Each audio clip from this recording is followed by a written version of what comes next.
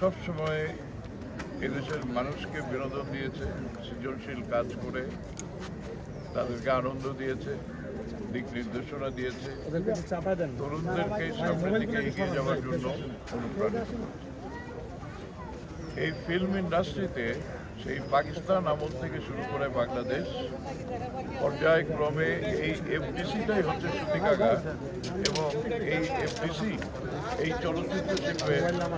এই প্রতিষ্ঠান এবং এমন একটা জায়গায় নিয়ে এসছে এখানে যেসব গুণী শিল্পী, কলাকুশলী, পরিচালক, প্রযোজক, ক্যামেরাম্যান, সময়ের সাথে সাথে আমরা তাদেরকে হারিয়ে ফেলছি, কিন্তু পরবর্তী জেনারেশন এখানে একের পর এক হয়েছে এবং তাদের যেভাবে চলেছে আমরা মনে করি সেই 60 দশকের যে ফিল্ম ইন্ডাস্ট্রি ছিল তার পরবর্তী জেনারেশন যারা এই চলচ্চিত্র শিল্পকে প্রতিষ্ঠা করেছে আমরা কিন্তু তার বেনিফিশিয়ারি, এবং আমাদের যতটুকু অর্জন হয়েছে আমরা যারা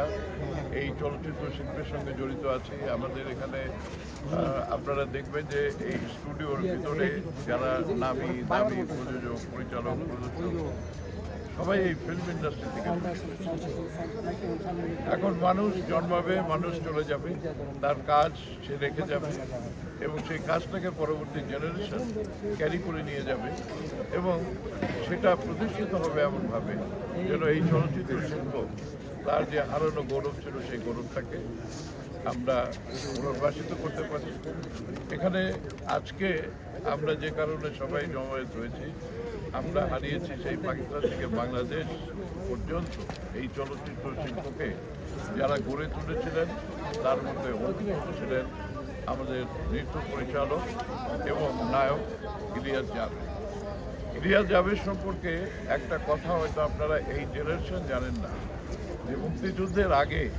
পাকিস্তানের সময়ে এই পূর্ব পাকিস্তানে যারা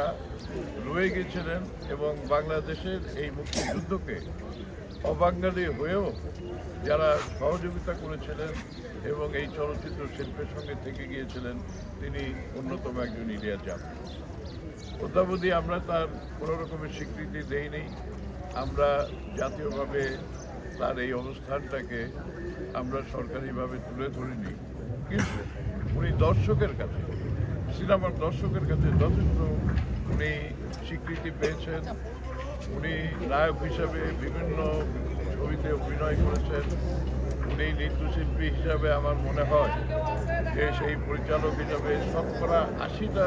ছবি সেই শুরু থেকে আরম্ভ করে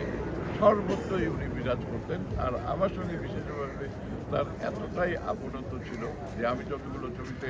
অভিনয় করেছি অধিকাংশ ছবিতে উনি নৃত্য পরিচালক ছিলেন। উনি আমার